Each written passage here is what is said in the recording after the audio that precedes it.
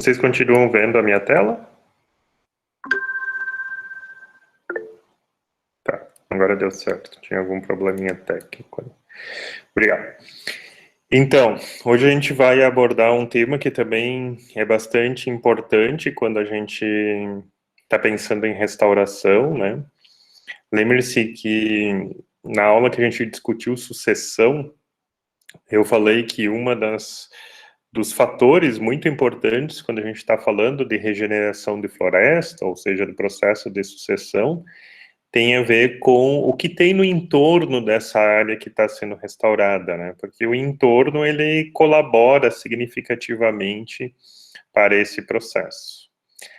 Também na aula de diagnóstico a gente falou sobre isso, né? A importância de se avaliar essa área do entorno, né? Justamente para saber se essa área que vai ser restaurada, né? Como são as condições, como esse entorno pode colaborar com esse processo. Então, a questão da paisagem, né, ou seja, de tudo aquilo que compõe essa estrutura dentro e no entorno da área restaurada, ela é bem importante nesse entendimento do diagnóstico e também do projeto em si. O que é importante a gente lembrar, né, que quando a gente está falando de paisagem, a gente está falando de estruturas naturais e sociais, ou seja, tudo aquilo que ocorre naturalmente naquela região, mas também aquilo que tem uma interferência humana, né? Então, porque é muito difícil, especialmente se a gente pensar bioma Mata Atlântica, é praticamente impossível imaginar ambientes que não tenham interferência humana, né? Que não tenham algum grau de interferência humana, seja ele recente ou de longa data. Então, obviamente, essa intensidade da atividade humana, ela varia bastante, mas imaginar que a gente tenha áreas completamente isoladas e totalmente intocadas é basicamente impossível no atual cenário que a gente tem. Então, o ser humano interfere nessa paisagem, modifica essa paisagem, né? E hoje a gente tem uma realidade em que a paisagem, basicamente, ela pode ser classificada, né, avaliada através de três componentes principais dessa constituição da paisagem. Um deles é a matriz, que nesse esquema aqui que vocês têm, nesse desenho, ela é representado por essas quadrículas, né, essa grade, esse grid, que tenta mostrar tudo aquilo que tem, né, que predomina nessa paisagem. Então, se nós pensarmos, vou usar o exemplo do estado de Santa Catarina, as atividades agropecuárias e florestais são a nossa matriz, porque elas são o que vão predominar em termos de ocupação do território, né, em termos de paisagem como um todo, né. Mas, obviamente, se eu pensar a cidade de São Paulo, por exemplo, a cidade, não o estado, a matriz é uma matriz urbano-industrial, né, porque é isso que vai predominar. Agora, se eu pegar uma região dentro da floresta amazônica que não seja, né, a região central ali de Manaus, provavelmente, muitas regiões, o que vai predominar são as estruturas florestais, né? Porque ainda essa matriz predominante nesse cenário. Bom, além da matriz, que é isso que vai predominar, nós temos os chamados fragmentos ou manchas, aqui representados por essas estruturas verdes, né? Na maioria das vezes são remanescentes desses ecossistemas naturais, né? Então, remanescentes de floresta, na maior parte das vezes. Também são chamados de mancha, né? Justamente porque tem essa característica de não ser uma estrutura bem delineada, na maior parte das vezes ela tem uma forma não muito homogênea, né? E os corredores têm uma característica de serem bastante lineares, né? Então, uma estrutura linear e que conecta esses fragmentos ou manchas através da matriz. Então, o corredor tem muito essa função de conexão, né, de ligação. E é importante o através da matriz, porque justamente os fragmentos, eles são um processo, né, de degradação que ocorreu, e os corredores, de certa forma, tentam manter essa comunicação entre esses fragmentos numa paisagem que está bastante modificada. Então, aqui um exemplo de como isso é aplicado, né, utilizando uma imagem de satélite aqui de Santa Catarina, a região aqui do Alto Vale do Itajaí, com predominância de uma atividade, né, uma matriz agrícola, né, nesse caso, plantações de arroz, né, tem uma parte significativa, plantações de arroz, mas também pastagens e outras atividades, né. Então, essa matriz é uma matriz basicamente agropecuária, né, mas a gente consegue identificar dentro dessa paisagem, né, esses elementos naturais aí chamados fragmentos, remanescentes, né, da vegetação original antes dessa interferência antrópica, e também os corredores, né. Nesse caso, e bastante comum, inclusive, de ocorrer, isso é um curso d'água, né, um rio, junto dele a questão da área de preservação permanente, a vegetação ciliar, né, justamente cumprindo essa função, além de proteção ali do rio, essa função de conexão entre os fragmentos existentes. Então, na verdade, nessa imagem, dá para ver esse corredor central, mas também à direita, em cima ali, tem um outro curso d'água lá que também está exercendo exatamente esse papel de conexão. Bom, como eu comentei, a gente interfere e interferiu bastante, né, o ser humano nessas paisagens, e na maior parte das vezes a gente transformou esses ecossistemas naturais para ecossistemas antropizados, né, justamente para desenvolver nossas atividades econômicas e culturais, né. Qual é a consequência direta desse processo chamado fragmentação, ou seja, redução dessas áreas de ecossistemas naturais, de vegetação nativa? O primeiro direto efeito desse processo de fragmentação, obviamente, é a perda de habitat, né? Então, na medida que eu substituo esse ecossistema natural por uma outra atividade, seja ela atividade agrícola, pecuária, florestal, o que for, ou mesmo urbano-industrial, então eu tenho uma perda de habitat, né? Mas isso é uma consequência direta, né? Mas ainda eu tenho consequências que são chamadas indiretas desse processo de fragmentação, e aí, basicamente, tem a ver com o efeito disso na paisagem, né? E a principal consequência desse efeito de fragmentação é justamente interromper a possibilidade de comunicação entre esses fragmentos que existem.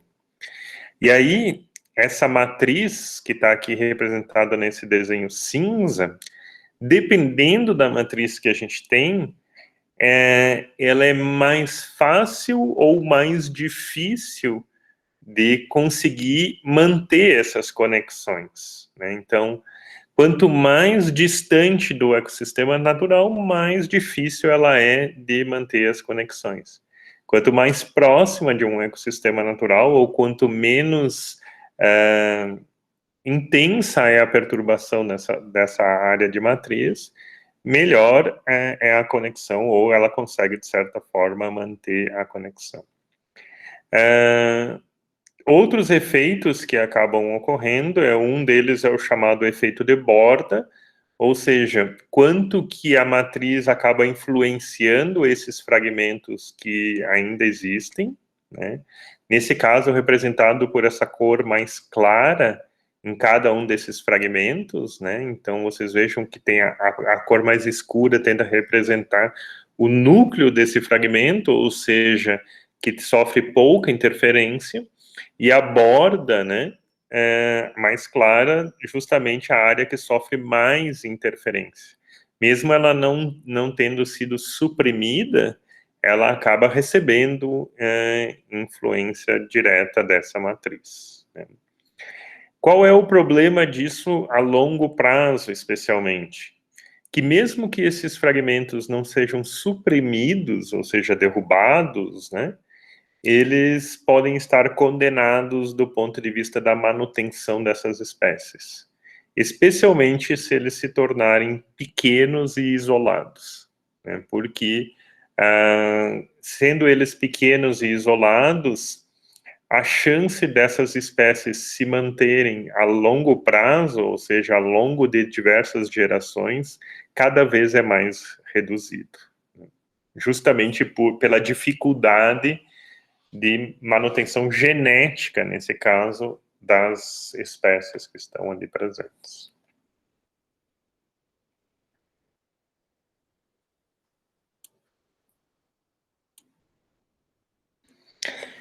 Bom, mas essa questão de alteração da paisagem, né, ela não é uma coisa recente, é uma coisa já há muitos anos, né, a gente vem interferindo na paisagem. Obviamente, ela se intensificou, especialmente nos últimos 150 anos, né, para nós aqui nessa região, especialmente nos últimos 150 anos, né. E é muito difícil imaginar que a gente vai conseguir reverter completamente esse processo, ou seja, simplesmente parar totalmente, abandonar nossas atividades produtivas e deixar todas essas áreas regenerar, né, em vegetação nativa novamente. Então é muito difícil, pelo menos num horizonte de curto prazo, imaginar que isso aconteça, né? Então, o ponto fundamental, e aí talvez um dos grandes desafios de vocês como profissionais lá ali na frente, logo, né, é imaginar como é possível a gente adequar essa paisagem, que é uma paisagem modificada, que é uma paisagem que sofreu grande interferência, de forma a compatibilizar as atividades produtivas com essas unidades naturais, né? E, obviamente, esse é um grande desafio, né, um desafio bastante relacionado às atividades agrárias de uma forma geral, né? E aí, talvez, um dos caminhos, né, que se coloca nessa possibilidade de adequação se chama, ou é o que se denomina permeabilidade da matriz. Ou seja, essa matriz, que é uma matriz agropecuária, florestal, urbano-industrial, como torná-la permeável ao ponto de que ela permita ainda manter essa conexão entre os fragmentos que existem e que interfira o mínimo possível nos fragmentos naquele chamado efeito de borda. Então, esse é um dos grandes desafios. E aí vocês vão ver diversas proposições, né, ver, ouvir, conhecer, trabalhar com diversas proposições nesse sentido. O que pode ser feito para diminuir, pelo menos, os efeitos desse processo, né, e, de certa forma, tentar compatibilizar? E aí, os mais variados, né, eu trouxe alguns deles aqui apenas para ilustração, né, e nós vamos se concentrar, eu vou me concentrar mais em falar para vocês, especialmente desses que estão destacados aí em vermelho, né, em relação que tem uma relação mais direta com a restauração propriamente dita. Bom, uma estratégia que certamente seria a estratégia mais eficiente é aumentar as áreas de fragmentos, né? Então, por exemplo, criando unidades de conservação, né? Então, obviamente, se eu aumento a quantidade de fragmentos com vegetação nativa, né, eu vou ter um ganho em conservação. Isso é um resultado quase direto e óbvio. No entanto, nem sempre isso é muito bem visto, porque e normalmente sofre bastante críticas, né? Porque ele impacta diretamente a possibilidade ou as atividades produtivas em uma determinada região, né? Não é de hoje que existem conflitos em relação a essa questão de unidades de conservação, especialmente no Brasil, mas não só no Brasil, né? Existem muitas situações de unidades de conservação que, inclusive, foram criadas, mas as pessoas nunca foram indenizadas, então existe todo um conflito na questão fundiária e tudo mais, né? E hoje, especialmente para o sul do Brasil, é especialmente difícil, né, o convencimento para aumento dessas áreas de fragmentos, né, seja ele dentro de uma determinada propriedade, seja ele criação de uma unidade de conservação, uma coisa mais coletiva, digamos assim, né? Tanto isso é verdade de que os últimos 10 anos, 10, 15 anos, aí houve inúmeras disputas aí do ponto de vista legal, com o Código Ambiental de Santa Catarina, depois interferência no Código Florestal Brasileiro, mudança do Código Florestal Brasileiro, né? Então, muito associado a essa quanto a gente tem que manter de vegetação nativa nas propriedades ou na paisagem de uma forma geral. Então, não é fácil essa alternativa. Uma outra estratégia que, obviamente, não tem o mesmo ganho em conservação, mas pode auxiliar bastante, é a dos corredores, né, usando exatamente essa possibilidade de conectar os fragmentos que já existem, né? Então, em vez de eu criar novos fragmentos, né, eu vou, de certa forma, melhorar essa conexão entre eles através dos corredores. Obviamente, depois a gente vai ver alguns exemplos de corredores, existe, sim, uma destinação de parte de área para essa criação dos corredores, né, mas, em geral, ela não é tão grande quanto, por exemplo, de uma unidade de conservação, até porque, na maioria das vezes, esses corredores já estão associados a exigências legais, como, por exemplo, né, as áreas de beira de rio que têm que ser mantidas e tal. Uma outra estratégia é os stepping stones, a gente também vai ver um exemplo mais para frente, né, que é a mesma lógica do corredor ecológico, porém o corredor ecológico a gente chama que é uma estratégia física, né? Ou seja, conectar fisicamente dois fragmentos. Enquanto no caso do Stepping Stones, nós estamos falando de uma situação que se chama virtual, ou seja, tu não tem literalmente uma conexão total entre esses fragmentos, mas sim parcial. A gente vai ver um exemplo mais para frente. Funciona da mesma forma, obviamente, como não é uma conexão física, ela acaba não tendo o mesmo ganho da conservação do corredor. E, por fim, também a gente pode trabalhar com a questão da qualidade do fragmento, ou seja, em vez de eu aumentar a quantidade de fragmentos, eu vou melhorar a qualidade dele. Deixa eu só voltar aqui. Olhando essa imagem, como que vocês acham que eu poderia propor aumentar a qualidade desses fragmentos sem necessariamente ah, aumentar a quantidade de fragmentos? Que estratégia vocês acham que poderia ser adotada?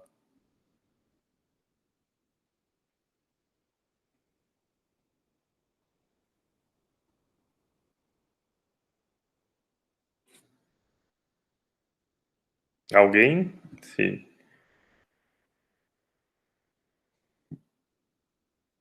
arrisca uma proposta?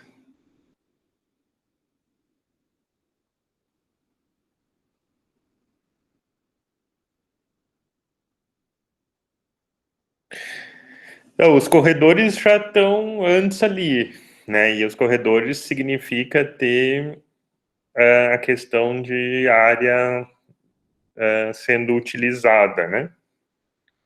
Mas sem ter a área sendo utilizada.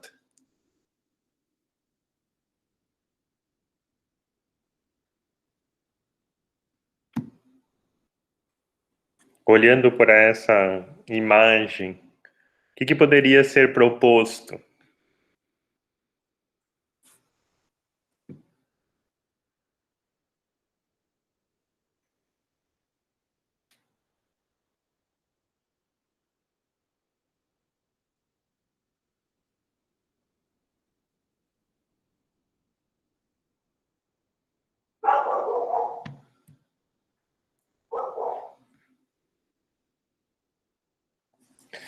Então, Vitória, eu justamente estou querendo evitar aumentar as áreas dos fragmentos. Como que eu aumento qualidade sem aumentar a quantidade, ou seja, sem aumentar a área deles? É justamente essa é a minha indagação. Então, professor, talvez inserindo algumas espécies que estejam faltando na vegetação nativa ali, não sei. Pode ser uma situação, por exemplo, se eu tenho fragmentos que estão muito perturbados, né? Eu posso trabalhar com o que a gente chama de enriquecimento, ou seja, né, aumentar a diversidade desses fragmentos, sim, essa pode ser um caminho. E mudando o formato, não sei se seria possível, né? Sim, assim, o formato do fragmento, ele tem uma importância bem grande nisso, porque se eles forem muito compridos e estreitos, eles vão basicamente ser borda, né? Então, um fragmento que ele tem muita borda, ele acaba sendo mais comprometido do que um fragmento que tem menos borda. Mas isso já puxa exatamente o ponto que eu queria chegar, que é a questão do efeito de borda. E como que eu posso melhorar a qualidade de um fragmento trabalhando justamente com o efeito de borda? E veja, sem aumentar o tamanho dele, né? Basicamente com atividades no entorno desse fragmento que tenham menos impacto sobre os fragmentos que já existem, tá? Essa é exatamente a lógica que é colocada nas zonas de amortecimento de unidades de conservação, ou seja, aquelas áreas no entorno da unidade de conservação, em geral, elas têm regramentos específicos, justamente para diminuir o impacto dessas áreas sobre as unidades de conservação. E vejam que isso permite com que se mantenha a atividade produtiva, só que, obviamente, elas têm que ser, de certa forma, reguladas para interferir o mínimo possível sobre aquela unidade de conservação. E se eu interfiro pouco ou menos, eu aumento a qualidade desse fragmento e, consequentemente, o efeito de borda e, consequentemente, eu tenho um aumento do ganho em conservação, mesmo sem trabalhar o aumento do tamanho desse fragmento. Bom, vamos ver, então, alguns exemplos e algumas ações que estão sendo desenvolvidas em cima dessas estratégias, todas elas estratégias de planejamento de paisagem, por isso que esse é o nosso tema dessa semana, né? Então, corredores ecológicos, que é uma das estratégias, né? São porções desses ecossistemas, né?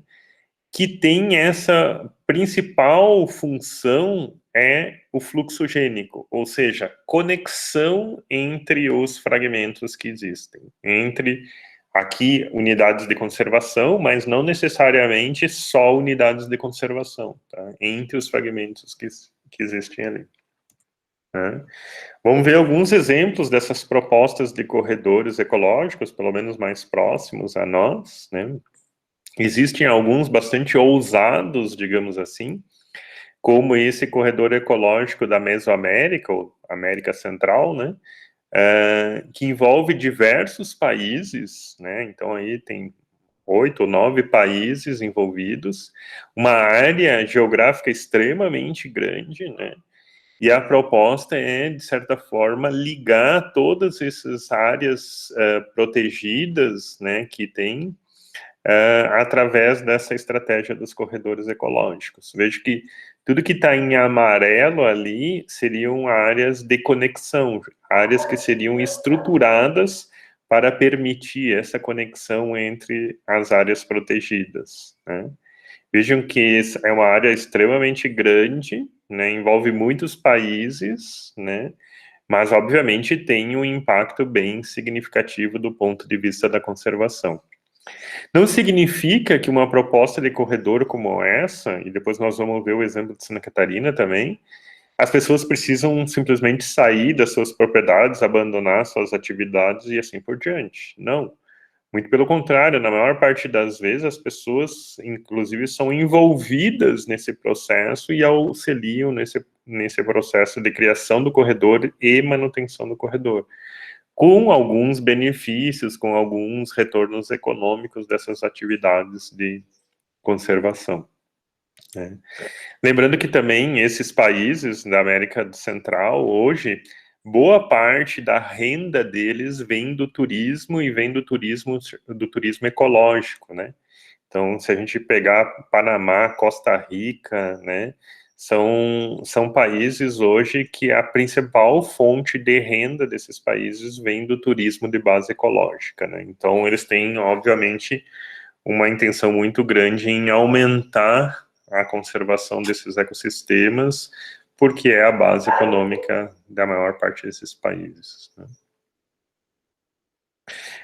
No Brasil, né, o Ministério do Meio Ambiente tem propostas, né, de construção ou de elaboração, né, de gerenciamento desses projetos de corredores ecológicos. A gente tem dois formalizados, digamos assim, o da Amazônia e da Mata Atlântica, né? Então, no caso do corredor central da Amazônia, é uma área também bem significativa, né, que envolve diversas unidades de conservação e terras indígenas presentes nessas áreas, né, e ali vocês não vão conseguir ler, mas a lista é bastante grande dessas unidades, né, então desde florestas nacionais, parques nacionais, terras indígenas e assim por diante, né. Então, é uma área bem grande e bem significativa, né? E no caso da Mata Atlântica, ele está concentrado nessa região da Bahia, né? Também envolve diversas unidades de conservação, ali em verdinho, né? Várias unidades de conservação. E se vocês olharem, né, o dado, né, dessa proposta de corredor ecológico envolve 8,5 milhões de hectares, né, bem audacioso, e boa parte dessa área está em propriedades particulares, né, o que obviamente cria esse desafio bastante significativo. Alguém tem uma ideia por que eles escolheram essa região da Bahia para fazer essa proposta do corredor da Mata Atlântica?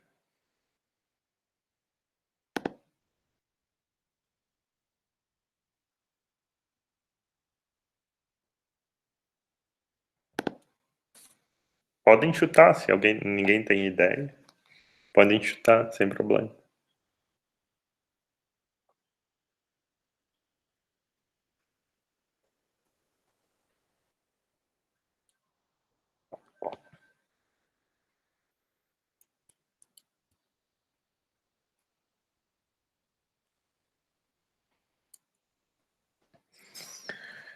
Pelo clima? Não sei. Por que seria pelo clima? Eu não entendi qual seria o... Sem dúvida, é bastante quente, né, essa região da Bahia, né, mais próxima à região do trópico, né, no Equador, no caso, mas tem muito mais a ver com a segunda parte do que tu escreveu ali, a questão de diversidade. Essa região da Bahia é a região da Mata Atlântica que tem os recordes de diversidade de espécies vegetais e arbóreas dentro da Mata Atlântica, e inclusive tem um dos recordes de diversidade por hectare mundial, quase 500 espécies de árvores em 1 hectare. Vejam que é realmente bem significativo, né? Fica dentro de uma dessas unidades de conservação ali. Então é bastante significativo e é sempre usado como uma das referências, né, para falar do grau que pode atingir de diversidade a Mata Atlântica no Brasil, né? Então esse é o principal argumento por que essa área foi, essa região, né, foi escolhida para ser o marco desse proposta de corredor para a Mata Atlântica. Também alguns outros, né? Então, não são iniciativas tão grandes quanto essas, mas também igualmente importantes, né? No Cerrado, a gente tem esse corredor ecológico entre duas unidades de conservação, né? E na Caatinga também tem uma proposta do ICMBio para um corredor ecológico unindo diversas unidades de conservação que existem na Caatinga. Aqui também no Cerrado, outra região, né? Essa região chamada de Matopiba, né? Que envolve Tocantins, Maranhão, Piauí, Bahia, né? Uma região que hoje tem bastante conflito em relação à questão agrária como um todo, né? E também tem várias unidades de conservação, né? Desde APAs até parques nacionais, né? E tem essa proposta lá desse corredor ecológico. Então, alguns exemplos, né, de propostas. Santa Catarina também tem propostas que já estão sendo implementadas, né? Hoje, 2 corredores oficialmente existem no Brasil, apesar de ter estudos para bem mais corredores, em Santa Catarina, desculpa, apesar de ter proposta para bem mais corredores. Um deles é o corredor Chapecó, né, que envolve, então, essa região do Rio Chapecó, né, que pega essa divisa lá com o estado do Paraná, e o corredor Timbó, né, que inclusive está bem próximo de nós, aqui Santa Cecília, já chega a pegar um pedaço desse corredor ecológico do Timbó, né. Agora, o que é interessante e chama atenção quando a gente olha esse mapa é que eu falei para vocês que corredor ecológico era proposto normalmente para fazer ligação entre unidades de conservação. E aí, se a gente olhar o mapa de Santa Catarina, as unidades de conservação no estado de Santa Catarina, né, até no corredor Chapecó tem lá 3 unidades de conservação, mas no corredor ecológico do Timbó não tem nenhuma. Então, por que alguém propôs criar um corredor ecológico nessa região ali, se não tem nenhuma unidade de conservação?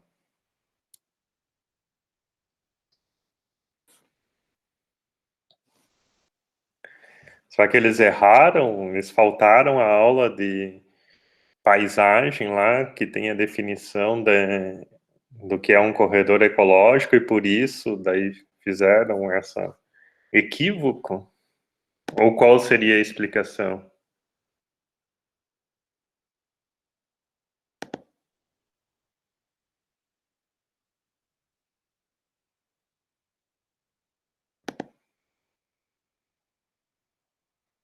Alguém tem uma explicação para isso? Ou um palpite, uma hipótese?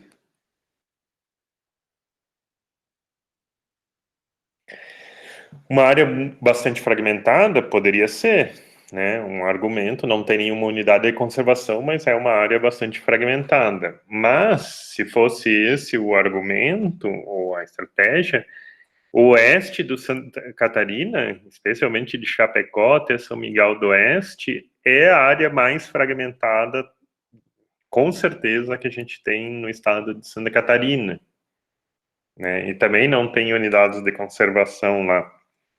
Então, esse deveria, então, ter sido a prioridade lá.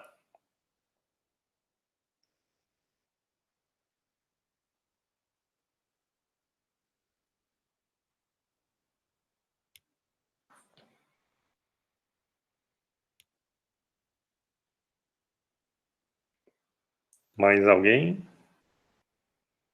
Tem uma hipótese?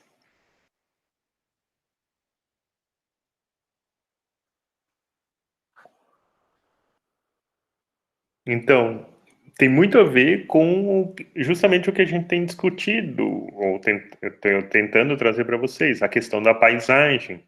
E quando a gente fala de paisagem, a gente tem que lembrar que essa questão paisagem, ela não respeita fronteiras, assim, de estados, municípios e tal, como normalmente a gente acaba estabelecendo, né? Então, quando a gente olha, assim, só para o estado de Santa Catarina, parece não ter muita lógica, né? Mas, quando a gente inclui ou amplia essa avaliação da paisagem, né, a gente vê que inclui aí, no caso, o estado do Paraná, né, a gente vê que o corredor do Timbó, ele é um elemento muito importante na conexão das paisagens e das unidades de conservação que existem no Paraná, especialmente associado à floresta de araucária, com o corredor Chapecó, no estado de Santa Catarina, em relação à floresta de araucária. Então, realmente, esse planejamento, ele foi além da questão, por exemplo, estadual, né? Ela envolve uma série de planejamentos em relação a essas estruturas, né? E aí, o foco dos dois corredores era a questão da floresta de araucária, e por isso houve esse privilégio, digamos assim, para o planejamento desses dois locais. O interessante, né, que quando a gente vai ler a proposta desses corredores ecológicos, e aqui especificamente eu vou falar do corredor Chapecó, que é o que está mais avançado em termos de implementação, né, eles têm basicamente 4 objetivos, né. O primeiro deles é a conservação dos remanescentes florestais, os que existem, os que ainda existem íntegros. Segundo, melhorar a questão da permeabilidade da matriz, que é justamente essa matriz agropecuária e florestal, tornar ela mais permeável, ou seja, permitir que haja movimentação e conexão entre esses fragmentos. A conservação de remanescentes manejados e recuperação de áreas de conexão, né? Então, esses são os principais objetivos. O interessante também é que, da mesma forma que aquele corredor lá da América Central, o corredor ecológico Chapecó, a ideia não é retirar as pessoas das propriedades onde elas estão presentes, nada disso, mas sim desenvolver mecanismos para que possa ser implementado o corredor e, ao mesmo tempo, essas pessoas, de certa forma, tenham retorno econômico dessa atividade ou da atividade relacionada à conservação desses remanescentes, né? E para isso, o que eles desenvolveram? O que eles chamaram de sistemas de integração econômico-ecológico. Ou seja, para cada atividade produtiva que eles identificaram dentro das propriedades que pertencem a esse corredor, houve a proposição de um sistema para integrar a questão econômica e ecológica.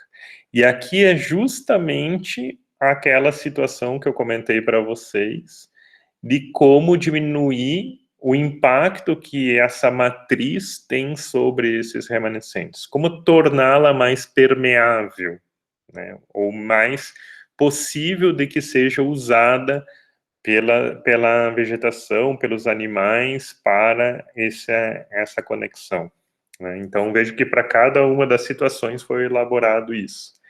Por exemplo, né, um deles, que eu peguei como exemplo, pessoal que trabalha com a pecuária leiteira, né, que é bem comum em várias propriedades agrícolas dessa região, né, se desenvolveu, então, essa estratégia de sistema de integração, onde a gente tem a questão de recomposição, especialmente em relação à APP e reserva legal, e essa recomposição sendo feita com sistemas agroflorestais, e nesse caso, como um dos carros-chefes, principalmente do ponto de vista econômico, a erva mate, e fora das áreas de preservação, fora das áreas que tem por lei obrigação, né, então onde tem o pasto, que ele cria as vacas e assim por diante, melhorar a permeabilidade dessa matriz com a introdução de indivíduos arbóreos, ou seja, pasto sombreado, né. E nesse caso, por exemplo, esse pasto, inclusive, estava sendo sombreado nessa propriedade com o uso de eucalipto, que não é nenhum problema, uma vez que não está em área de preservação permanente, nem reserva legal, nada assim. Melhora a questão da ambiência para esses animais, né, do bem-estar, melhora a questão da produtividade da pastagem e ainda melhora a permeabilidade da matriz e ainda tem uma possibilidade de retorno econômico do ponto de vista ainda da produção madeireira, né?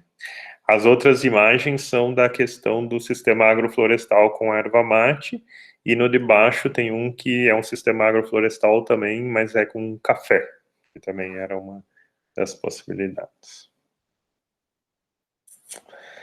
E também nesses locais dos corredores ecológicos se iniciou programas, né, para pagamento por serviços ambientais, especialmente relacionados a aquelas propriedades que têm excedentes de área de vegetação nativa, ou seja, que tem mais do que aquilo que legalmente eles precisam ter se eles cumprirem o Código Florestal e a Lei da Mata Atlântica, né? Então, as APPs e reservas legais.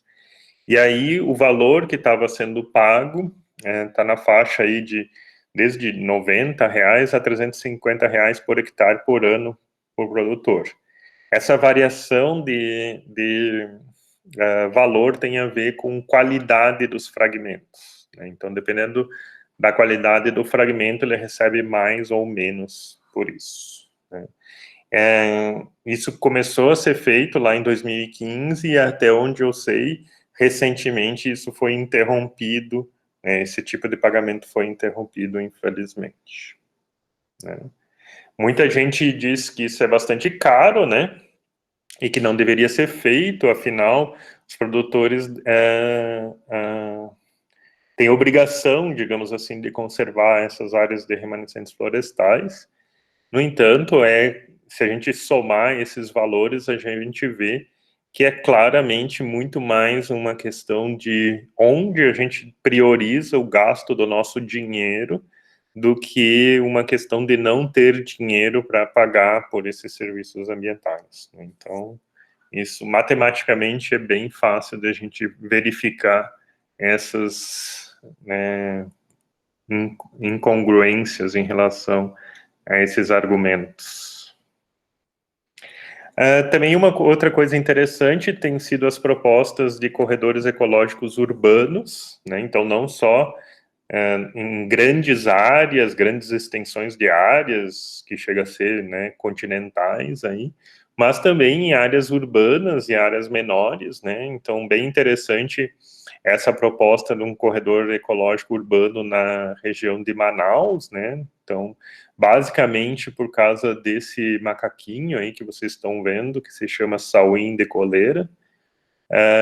O interessante é porque as áreas urbanas são a matriz mais difícil de ser percorrida pelos animais e pelas espécies de uma forma geral, né? Então, realmente é um grande desafio pensar restauração e recuperação de áreas em ambientes urbano-industriais por essa dificuldade, né? E aí as propostas de corredores, elas são bastante interessantes, né? Aqui só, então, né, um planejamento de como seria isso. E nesse caso, em vez de serem conectar necessariamente unidades de conservação, né, ele está muito mais conectando áreas verdes, né, dentro dessas paisagens urbano-industriais. Né. Esse é um projeto de São Paulo, né, dos corredores para abelhas nativas, né. Também bem interessante, imaginem, né, essa questão de uma paisagem como é São Paulo, do ponto de vista da dificuldade, né, de se ter a manutenção de fauna e flora nesses espaços, né, e aí esses corredores ecológicos, né, propondo, de certa forma, manter a conexão entre essas áreas verdes, entre o paisagismo, né, dessas áreas urbanas, através das abelhas, que são agentes extremamente importantes aí no processo de polinização e de fluxogênico, né? Então, são agentes polinizadores extremamente importantes e, consequentemente, agentes do fluxogênico entre esses locais. Aí tem outros exemplos, né, de corredores de fauna, nesse caso, bastante associados a construções, né, a grandes rodovias, grandes empreendimentos nesse sentido, né. Cada vez mais isso tem sido exigido, né, no Brasil isso era pouco falado, mas cada vez mais tem aumentado a exigência em relação a esses corredores de fauna, né, porque as rodovias cada vez são maiores, os carros cada vez mais rápidos, e também maiores, e o número de atropelamentos, né, e limitação que essas rodovias impõem a essa fauna, a movimentação dessa fauna, ela é bastante significativa, né. As três primeiras imagens que a gente tem nesse não são no Brasil, né, mas essa imagem da direita embaixo, aqui, onde que vocês veem um macaco, né, passando por uma espécie de pontezinha ali, é aqui na BR-116, aqui próximo a Curitibanos, em umas passagens de fauna que eles instalaram justamente para esses primatas conseguir atravessar a rodovia sem a necessidade, né, de usar o solo.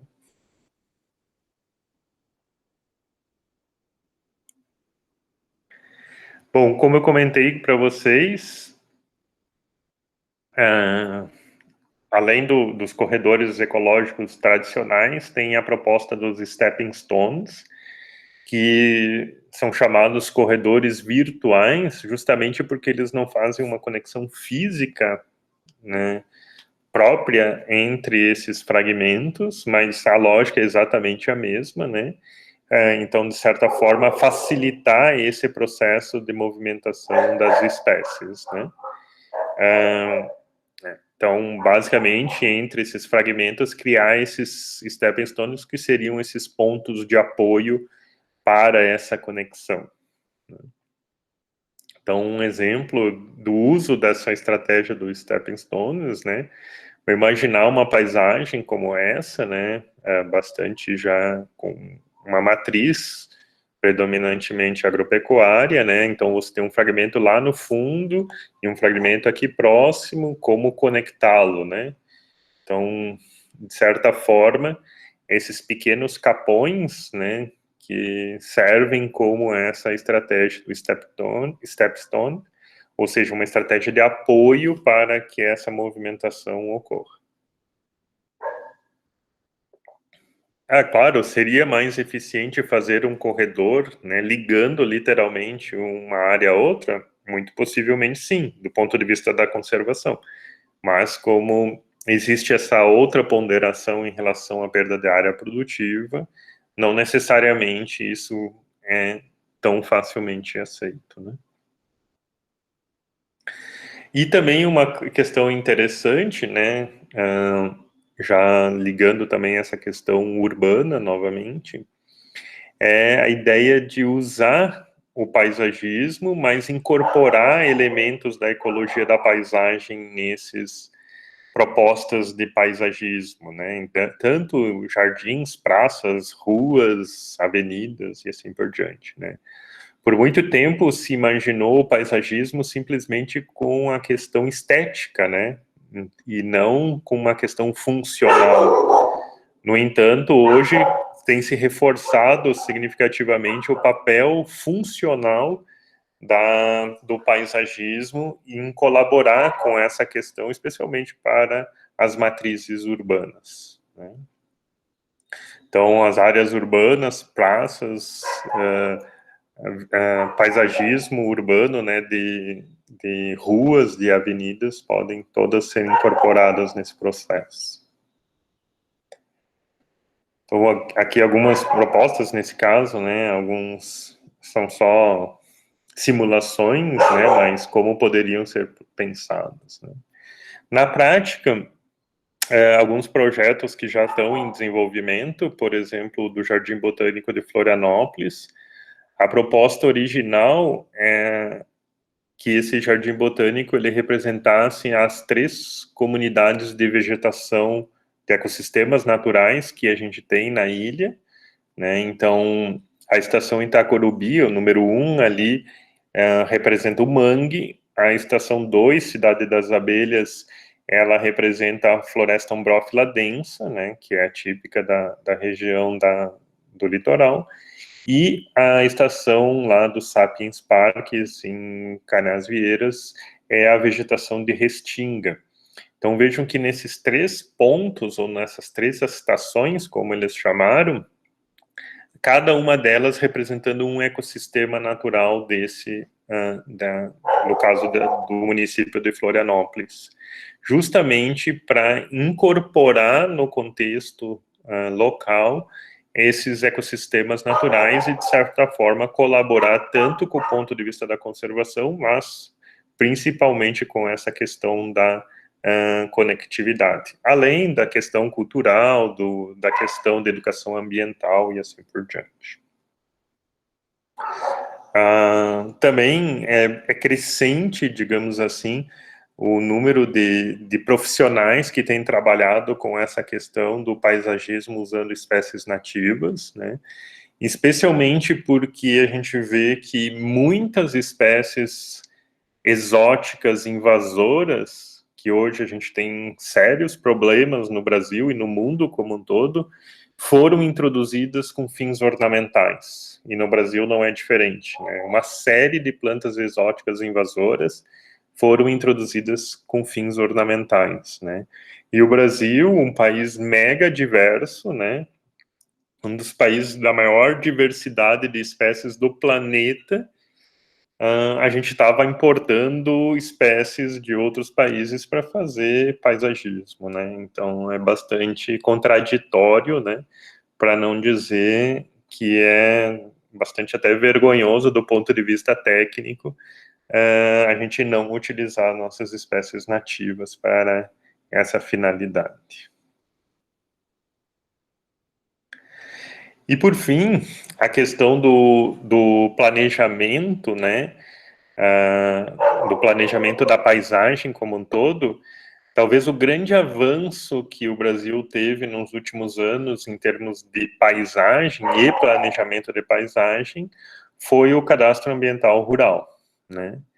Apesar de que, né, existe muita crítica em cima do cadastro ambiental rural, justamente por ele ser uma excelente ideia mal executada.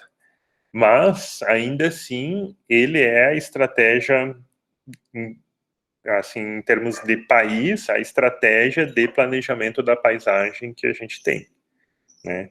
Justamente por ele tentar levantar esses diversos aspectos relacionados às atividades produtivas, mas também às atividades de conservação.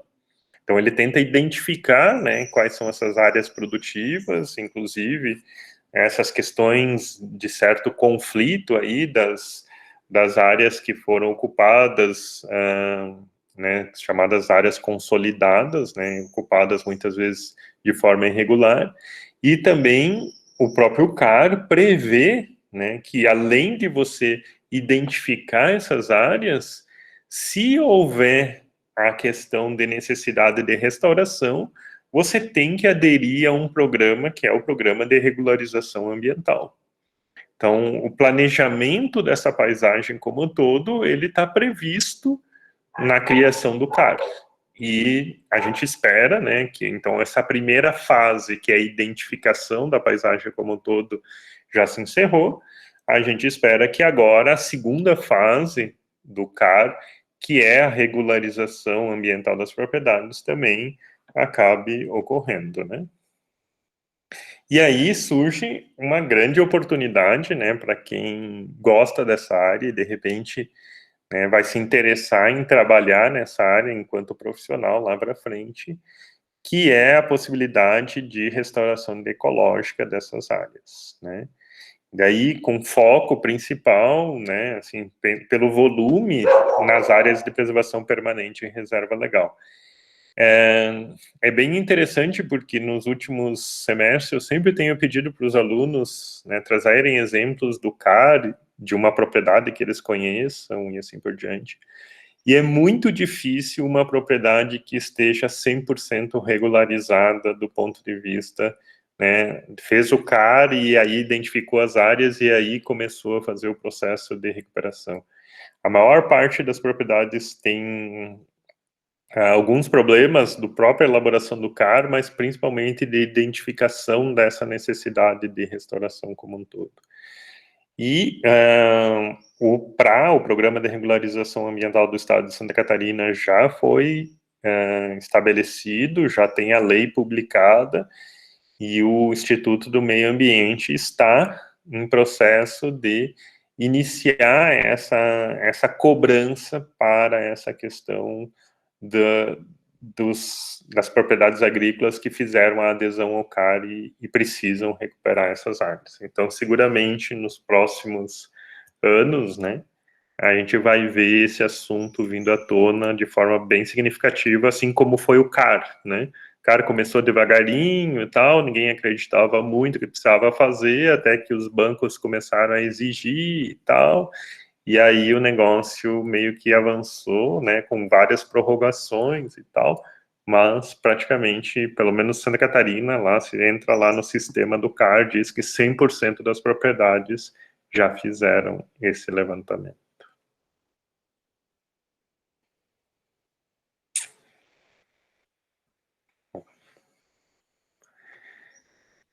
Perguntas, pessoal?